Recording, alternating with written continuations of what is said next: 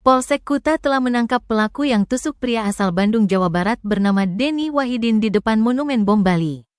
Pelaku adalah seorang pria asal Kabupaten Timor Tengah Utara Nusa Tenggara Timur bernama Dizon Kosat. Ternyata keduanya saling kenal dan berteman. Kronologi main tusuk itu pun dibeberkan oleh Kasih Humas Polresta Denpasar AKPI Ketut Sukadi. Peristiwa bermula ketika korban bersama temannya datang ke salah satu tempat hiburan malam di Jalan Legian Kuta pada Minggu tanggal 8 Desember tahun 2024. Kemudian Denny dan temannya melihat Dizon Kosat sekitar pukul 3 WITA. Kala itu baik pelaku maupun korban dalam pengaruh alkohol alias mabuk. Mirisnya pria NTT dan pria Bandung tersebut malah terlibat cekcok. Berikutnya mereka berkelahi di depan Monumen Bom Bali.